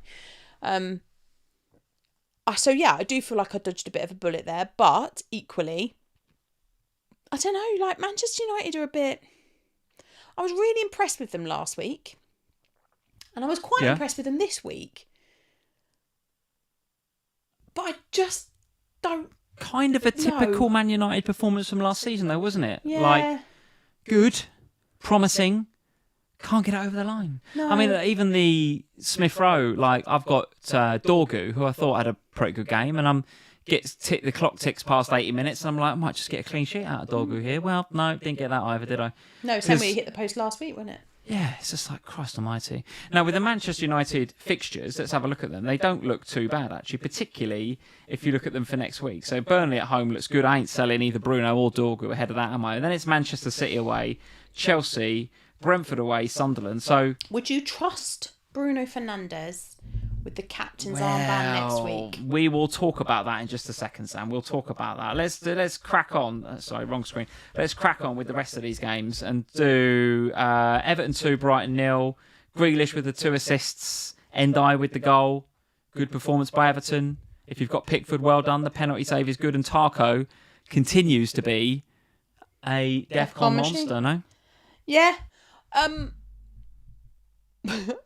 It was weird, wasn't it? Because Brighton were definitely the better side for most of the beginning of this game. Create some good early chances. I felt like the new Everton Stadium, and the weight of the history and the weight of the fans and the desire for it to be an Everton player that scored the first goal at the Hill Dickinson was a lot for Everton. And it was a lot. Expectation. Everything was weighing heavy on them. And for the first 30 minutes or so, 35 minutes, it was all about Brighton. And they were good, Brighton. And then Jack Grealish puts a ball across. And don't get me wrong, it's a nice Jack Grealish run where he felt more like the Jack Grealish of Villa than he did the Jack Grealish of City. A bit more free, bit more lack of constraint. He puts in a nice ball, and Endai, it's a beautiful goal. He finishes it lovely. Took it well, yeah. So that's that. And then after that, they were fairly solid. I think there was a weightlifting. I for sure. When that Endai goal goes in, the whole team goes, yeah, we've like, scored. Oh, God, thank God. We're the first goal scorers at this stage. And then they just started playing. And then when Garner hits that ball. Yeah. Oh, it's lovely. Oh, what a strike, son. So Jack Grealish gets 2 assists. But actually, both the goals are finished well by the play. Like, they're sort of... I mean, the Ghana one is just a pass. Yeah, but you say that, but if you go back and watch that goal, the fact that Grealish gets the ball at his feet and runs at a defender, which is what he does best... For the first goal? No, the second one. He's got... So the defender... So the fullback comes close to him, and then Grealish is running at him, so he backs off. It creates the space then. Yeah, for sure. For Garner, and Grealish is just like, well, you have it then, mate. He's not expecting Garner to belt it like he does. Yeah. But the Grealish is... The way that Grealish moves and his directness towards goal means that it creates the space for others. So, yes, I was fully prepared to go, what Grealish owners, two of the jammiest assists you'll ever see. But no, fair dues. They were good. I feel like Dewsbury Hall is the biggest mistake we've made in FPL this season so far. He is not playing where I thought he was going to play. He is not in those attacking positions that I need him to be in. And I know you can come up with the he's cheap. I know that. But right now, for 0.5-ish more, you can get players that are playing in those attacking positions. Or you can pay a little bit more again and have the likes of Grealish. I think, for me, Dewsbury Hall is a priority get rid. Because with Gale... He's a difficult get rid, though, at his price point. Well, he's not if you sell Cole Palmer. True, yes. He becomes quite an easy get rid if you get rid of Cole Palmer. And I think the problem is that I don't like having him and Guiu because it basically means I have to play one of them every week. Yeah. And I don't want to play either of them, really, is the problem. So I could play 4 at the back, but I don't really want to do that because there's so many great attacking options that Dewsbury Hall is a priority sell. Okay. All right. Anything else to discuss? What have we not discussed? We've not discussed Semenyo's assist and we've not discussed Tavernier's goal, but we're not going to go through that in too much detail. Dubravka got a clean sheet, as did Esteve. Dubravka and Steve, both with the clean sheets. If you've got double Burnley defence, well done, folks. Well done. That was definitely worth picked up DEFCON points this week as well, if you had him for Sunderland. Ronaldo picking up the DEFCON points. Forest and Palace playing out a draw. An assist for Munoz again. Nothing for Mateta. Struggling with him, or are you okay to hold? Let's talk about it when we get to my team. All right. Well, that's a very good way to segue into your team then. So, a tricky-looking 25 for you so far this week, with Dubravka really the only one to return anything. We do need to talk about the lack of faith that you had in Mickey van der Ven. No. Because you've benched him. Yeah. Right, so for the podcasters, your team is Dubravka in goal with the 6, 8 Nouri 1, Murillo 1, De Kauper 0, Salah and Vert still to go, Palmer... We'll talk about him in a minute. Kudus 3, Dewsbury Hall 2, Watkins captain 4, Mateta 2. Now, Palmer is auto-subbing off for your first sub, who is Mr. Mickey van der Ven. Yeah. You're the love of your life outside of me. You the love of my first life. benched him, and he's coming on. Yeah. For Cole Palmer. Because he loves me. And not only is he coming on, but he's coming on with 6. Yeah, he loves me.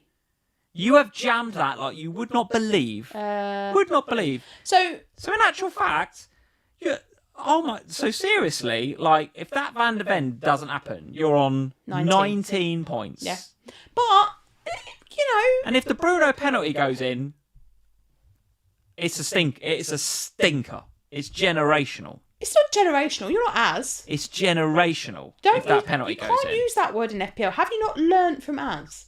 Don't use that word. You need a Flo Wirtz masterclass tomorrow. Oh, it's coming. I phoned him up earlier. He's promised me 15 points. So the problem I have at the moment is that... All right, let's talk about the Van der Ven thing. I thought we would win the game. I was quite confident. Okay. But I was not confident in a clean sheet. So, and with Van der Ven, I'm banking on a clean sheet. It's not Porro. If I had Porro, I'd have played him. As Papa says in the chat, more jam than a bakery. Welcome, folks, to FPL family. This is how we roll here on this channel. The jam. Mickey van der Ven off the bench with the 6. There's George. He's in with the jam emojis. Absolutely right, mate. Well, look, you win some, you lose some. I've lost everything else, so we take the Mickey van der Ven points. I think it has been... Thank God we were on holiday because everything was... And thank God Spurs won because I have been... kept happy by that because this FPL team has been, quite frankly, a disgrace this week. And if Mo goes off, he's very If highly Mo goes captained. off, There's a lot of vice captains, Captain Palmer, vice captain Salas as well. If Mo goes off, I have got massive issues. I'll probably be last in the whole game. Right. The only thing I will console myself with is that it could have been worse. I'm not quite sure how, but it could definitely have been worse. They have, Yeah, sure. De Kauper, I should have played Ronaldo. I don't know why I didn't. I thought, I just didn't. I didn't want to play Sunderland versus Burnley. Right, so let's move on. 25 points. Your team for game week 3 then, you've already said you've had it with Watkins. You've already said Dewsbury Hall is a priority sell. You've already said we've got to listen out for what's going on with Ait-Nouri and with Palmer. The thumbnail of this video, Sam, is all about activating a game week 3 wild card. Could you activate your wild card for game week 3? It's possible. I don't want to, for a couple of reasons, mostly Arsenal-based reasons. I would rather wait until 6. I'd like to go into 7 with an active wild card, but... You pop the wild card, though. You just roll your transfers through it. Yeah. But my issue here is that, generally speaking, if you've got 5 players in your team you hate, then's the moment. Well, Dewsbury Hall is on my hit list. I'm really annoyed. He's your 5 million midfielder. Don't worry about him. No, I am worried about him because you shouldn't be... I can't have 2 crap attackers. I've got Guiu, who's crap, and I've got Dewsbury Hall, who's worse than Guiu. Guiu, I'm expecting 1 pointers. Guiu's Brentford home next week. Could do well. Could do well. Well, either way, I don't want either of them, really. The front 2... both of them I'm not happy with. Mateta, I love Mateta, and he's been so crap. He's got 3 to start. They play each other. And they're playing each other, and I don't know who's worse. And I don't want Watkins because I honestly don't think Villa have a plan B, and they've got no creativity. And I'm looking at Watkins, and I know what you're saying about the fixtures, but I don't like it. And then I've got Palmer, who maybe has got a groin injury. And then I've got Ait-Nouri, who God knows what's up with great Ait-Nouri, but he did not look good when he went off. And the fact that he plays on and then goes down again... I think that's a concern. So I'm looking at my team. At least you're playing Van der Ven next week. Oh, I'm definitely playing Van der Ven. So I'm looking at my team and I'm thinking, okay, where is the... I also don't have an obvious captain for game week 3. There is not an obvious captain there. Unless Palmer's fit? If Palmer's fit, maybe. I don't know how I feel about captain in Palmer. But I'm not... Do you know what I mean? I don't think I'd rather captain Kudus. Yeah, maybe. Genuinely. Maybe. So if I'd rather captain Kudus, what the hell's the point of having Palmer? Oh, it's going to be a good game, Bournemouth coming to you. 2 teams with a lot of energy. It's going to be a good game. Attack. Yeah, good game. So I'm looking at my team thinking, I hate you, most of you. Not you, Van der Ven, I love you. But the rest of you, I'm not loving. So game week 3 wild card could be on the cards. Yeah, but so then I thought, right, okay. So I'm sat in here, Bruno's missing penalties. I'm making these stream cards, and then I'm thinking, maybe I should hit the wild card button. So then I started pondering on a wild card, but actually the reality is, and I have done one. We'll show you. Lee can show it, and we can. Do you want me to put it up now? Yeah, put it up. All right. Talk the podcasters through it first, though. All right, so if you were going to wild card in game week 3, why don't I talk the podcasters? It's all right. I got it here. So right, I think the thing is that. All right, I'll read it out. So at the moment, I'd keep the goalkeeper. So Dubravka and Sales, I'm happy with them. That's fine. Right. Back line. And this is where it gets a bit iffy because I think I need to wait and see. Murillo, Van der Ven, Ronaldo probably all stay. Cucurella would come in. I've got Fabian Schär at the minute. Where's he come from? Well, Fabian Schär? I quite like the idea of an additional premium defender. So I went for him on the basis that... Where's he? Literally come out of nowhere there. The fixtures are nice after Liverpool. The Newcastle fixtures are nice when you get past the Liverpool game. And obviously the Liverpool game is happening tomorrow. So I've got to think about it. So after that, I do quite like Newcastle's fixtures. I do like how solid they were defensively in game week 1. So I'm sort of like that. I might. Grealish. Can we go through the defence first? Fuck it. This is the most reactive game wildcard. This is who did well in game week 2? Let's build a wildcard for it. Do you put any time into this, or you just sort of fluffed it together? Grealish, Richarlison, Joao Pedro, treble Spurs, of course. Van der Ven and Kudus is still there. Yeah. Gakpo comes in. He's only played once. Gakpo. Well, so, yeah, but, right, there's 2.8 million in the bank with this team. 2.8 million. I haven't even read the rest of it out yet for the podcasters, and you've gone early. On then. You're spoiling it. Go on. The podcasters are thinking, shut the hell up, Lee. Let Sam speak. Go on. It's not your wild card, is it, you moron? Brandon FPL, anyway. The Grealish hype is too much. It is. Right. Trust me, it is. Brandon, sticking him in a come wild on now. card. So, Salah stays. I've put Bruno in because I do think there needs to be a second premium mid. I don't really want Bruno. I still maintain I don't really want Bruno. But I don't know about Saka. So I've put him there as a midfielder placeholder. What have you watched with Man United game week 1 and 2 that would make you go Bruno over Cunha? I don't want a Manchester United player, but I wanted a premium. Bruno then? Because I want a premium mid. Are you listening or are you deaf? I want a secondary premium midfielder, but I don't really know who they would be. I hate you at the moment. Could you just shut the hell up and listen to what you are being told rather than just shouting at me? Oh, God. Podcasters, I'm sorry for these constant interruptions. I haven't Mark even read Guiu's it. still there. Loving that. I don't mind Mark Guiu being there. Will you let me get through the midfield? Can you? I'll turn your mic off. Some of the listeners are thinking, I wish you would turn the mic off. Bloody echo on it. Sorry, Bruno's there, but he could easily be Saka. There's plenty of money in the bank for that, depending upon how he is. Kuda stays because boy's a legend. The other two positions, I like the idea of price points, and I don't feel like I've got the price points right in my current team at the moment. And that's what this is about. It's about giving me more flexibility amongst the positions, and I feel like I've got that totally wrong. And normally that's something that when I start a season, I'm really hot on having the right price points, but I don't really have anyone in that middle bit. Now, it could still be Wirtz that I go to if Wirtz performs on Monday evening, because as I say, I've got 2.8 million in the bank with this team. Gakpo offers a route into that middling bracket of players. It could also be that rather than going for Richarlison, that I look to double up on the Spurs midfield instead. That is a possibility. Or maybe I look at Morgan Rogers as opposed to Ollie Watkins if I want to stay invested in Villa for that run of fixtures that we've been talking about. But I don't trust Villa at all. And then Grealish is there because I want another 6.5 million. I do not think, and maybe I'm totally wrong here, but I think that there is absolutely no value in going for somebody like Dewsbury Hall at this point, because if you've got Dewsbury Hall and Guiu in your team, you don't have the luxury of not playing Dewsbury Hall, and that is a problem. That is a massive, massive problem. All right. And that's why I don't like it. So what I would ideally like, and then up top, so to finish it off for the podcast, is Guiu has stayed because I've now got a midfield 5 that I would be happy to play every week. Richarlison and Joao Pedro come in and replace Watkins and Mateta. Grealish could easily be Ismail Assar. Grealish could easily be Watkins. Rogers. Grealish could easily be a Chelsea midfielder that's not Palmer. It could easily be another Spurs midfielder. There's so many potential options that you can go to from that. No City in this draft. There is no City. Right, and it's really interesting because we talked earlier about Reinders, and I don't know. So after game week 1, I was like, yeah, I made a massive mistake. I should have just had him. Yeah. After game week 2, I'm like, well, is Pep going to play him in this position more often? Because if he's going to play him here in the 6, I'm way less interested. And then I don't know who, it's hard to get to Haaland, as we all know, if you're going to keep Salah.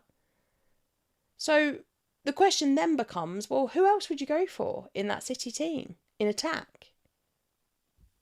If ain't Nori's fit, I won't wildcard. Okay. Finished? I shall read some of the comments. George is saying that Spanish heat has got to Sam. Eddie Gooner is saying triple Spurs. Walter is saying... Eddie Gooner, I think, is the highlight of that comment. Yeah. Shall we just be clear? Looks like an auto-pick wildcard. What? Matthew Lewis saying would be getting Haaland on a wildcard with Salah. No chance. Brandon FPL saying that's a massive L, that wildcard. Monkey D is saying I wouldn't wildcard until after the international break. Dan the Man is saying where's Wood? No. Wood? Yeah. No chance. Eddie Gooner then says please help her, Lee. Salah Mulligan is saying better wait for the transfer window.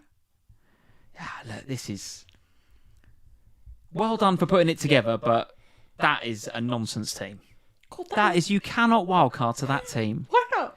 It's got Jack bloody Grealish in it. Yeah, but have you listened to a word that I've said? Did you listen to any words that I said? Well, you basically just said I've just put Bruno and Grealish in because they are placeholders for actual players that I want. Why don't you just put the actual players you want in? Because I don't know who they are.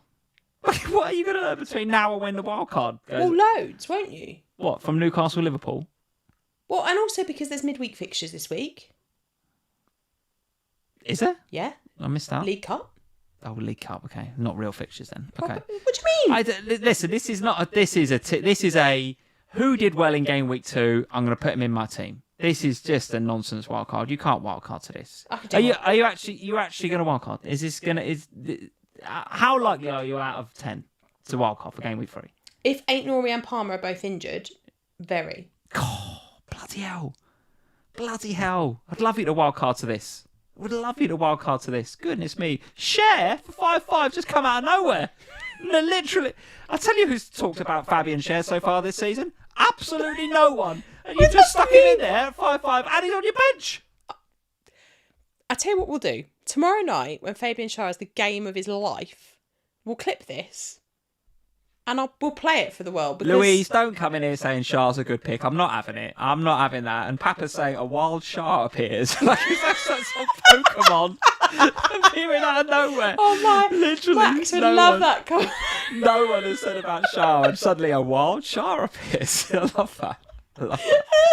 Anyway, let's move on. Good for Newcastle. We've got to move on from this nonsense wildcard and talk about my even more nonsense game week. So game week 2 for me was 39 points. It's been utterly dire. But you have still got your captain to go. Utterly rubbish.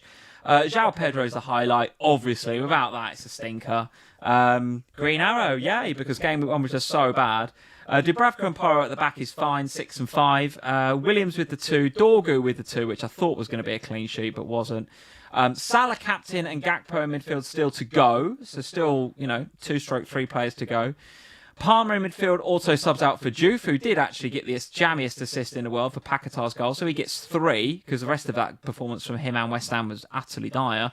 Fernandes with 2, which should have been 12. Dewsbury Hall, which I agree is rubbish. Well, not rubbish, but he's certainly not he's not delivering at the moment, but he's 5.8, so he gets a pass. Watkins 2, and then obviously Joao Pedro. Pass, he's in your team every week. You cannot give him a pass. No, he doesn't need to be. If I'd have played Esteve rather than Dewsbury Hall this week, that'd have been fine. Yeah, but when are you going to do that, really? I should have, shouldn't I? Because you've got Guiu and Esteve. In reality, so next week, what are you going to do? Well, I'll tell you. Here's my team for next week. So you're playing Dewsbury Hall again? Playing Dewsbury Hall again. Because he's crap, Lee. Well, our Wolves are really good. He is not an FPL asset. So what are you going to do about him? Because you've got no money in the bank. So what are you going to do? Written him off completely. He's absolutely crap. I'm not saying he's crap as a player. Absolutely crap. He is, as an FPL asset, he is pointless. He is utterly pointless. He's not doing anything. He's not in the right positions. He's assisting the assist at best. And we have to play the man every week because we've got bloody Guiu on the bench. So what are you going to do about him?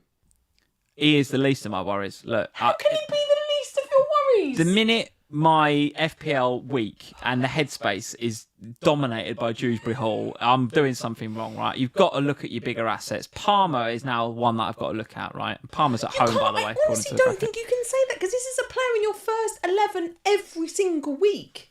It's not a bench asset. I might play Mark Guiu. No, you're not going to play Mark Guiu. That's the point, isn't it? Is that Mark Guiu is fine. He's sitting on your bench. Dewsbury Hall, there he is. Look. He's not even that smiley. He's not even looking at you nicely. He's just there stinking up your team. Can I talk through the rest of my team now? No, because he's a problem. Anyway, Sells and Porro. I've then got Williams, who's apparently away at West Ham. I'm pretty sure he's home to West Ham, Williams, because he and Sells, one of them will be away, one at home. I just changed the picture. You probably missed that. I was trying to do a lot of things today, Lee, including washing 3 loads of washing from the holiday. Yeah, yes, I know. I'm not. It's not a criticism. I'm just saying there's inconsistencies in the graphics. You do them yourself. I can't. I don't know how to. Dorgu home to Burnley. Surely a clean sheet. Surely a clean sheet for Dorgu. Salah and Gakpo home to Arsenal. Palmer, we'll see. Who I think is also home Fulham home. Because he and Joao Pedro are at different games as well, by the looks of it. Palmer's not playing. Bruno Fernandes, home to Burnley. Currently the bus captain, Bruno Fernandes. Then the mighty Keane and Dewsbury Hall at Wolves. Watkins at home to Palace. Joao Pedro home to Fulham. With Dubravka, Guiu, Esteve and Diouf on the bench. That actually is fine. If I did nothing this week, I'm okay with that. I am absolutely okay. Look how many players I have at home. All my big players are playing at home. In fact, only Dewsbury Hall is away in my first 11 next week. So they're all at home. Now listen, Liverpool and Arsenal, that is a difficult game, no doubt about it. But can we score goals? Yes. Will we concede goals? Yes. Dorgu and Palmer at home to Burnley. I like it. I hope they do better than they did today. Double Nottingham Forest defence against West Ham at home. Yes. Porro with attacking intent at home to Bournemouth. I like it. Chelsea boys. Perfect. This team is fine. Your team is fine. This team is fine. The whole point of the first few weeks in FPL for me is understanding and gathering knowledge and seeing what happens. We've gathered a lot of knowledge. I won't be making a transfer here. Right. I won't be making a transfer here. Unless he comes out and he says Palmer's out for 2 months, I'll change him. I don't know who to yet. All right, let's run a test. If he says Palmer's out for a week, keep him. And play who? Guiu. He's not going to start. He might do. No, he won't. Move on.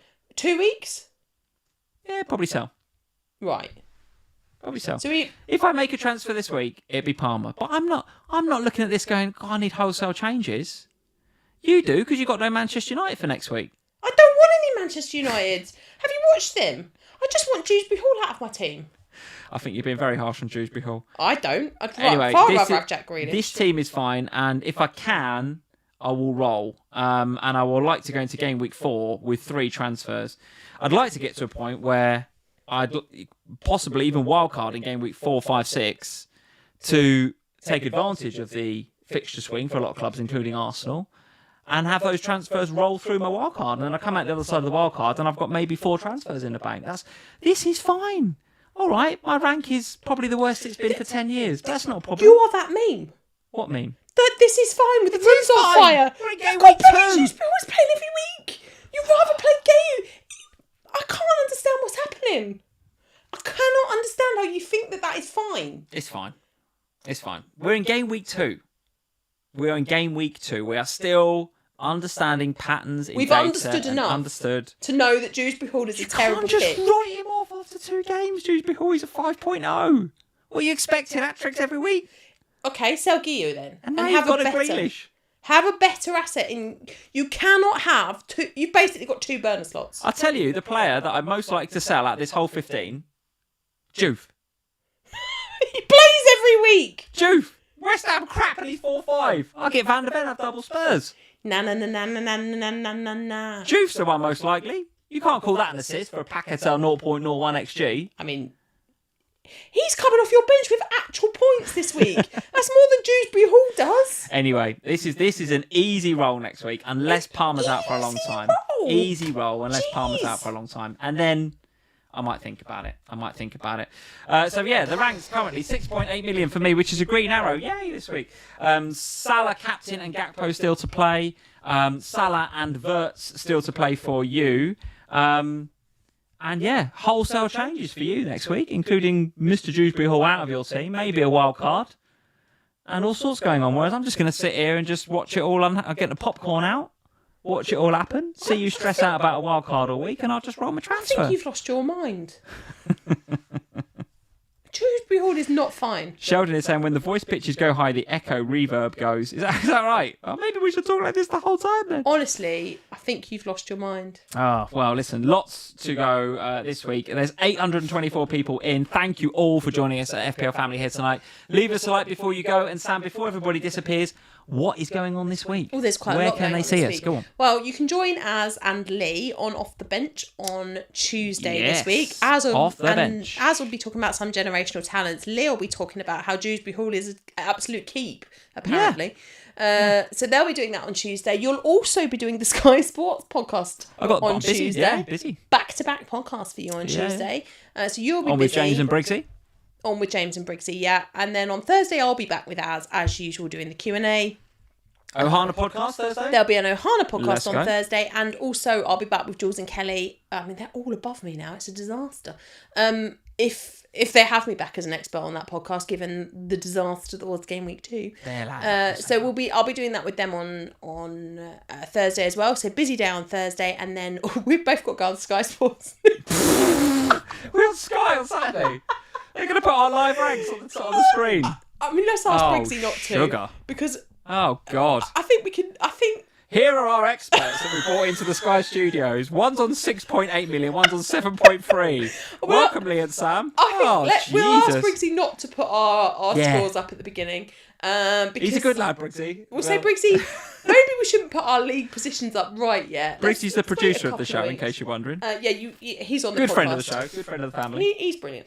So we're doing that on Saturday. We're supposed to be doing that on Friday, but then they moved the FPL deadline, so now we're doing that on Saturday. So we've actually got a very, very busy week this week. Yeah. Right.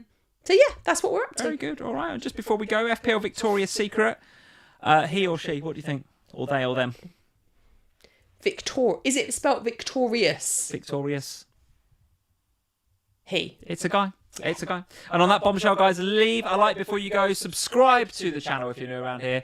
We'll see you next week when Christ knows what's happening. I mean, Sam will have wildcarded. Dewsbury Hall will be gone. He would have hauled at Molineux. Spurs will be top of the league. Spurs will be top. Oh my God, Spurs could be top of the league. And we'll see you for a game week 3 review. Same time, same place, 9 p.m. Sunday night. Cheers for joining, guys. Bye, guys.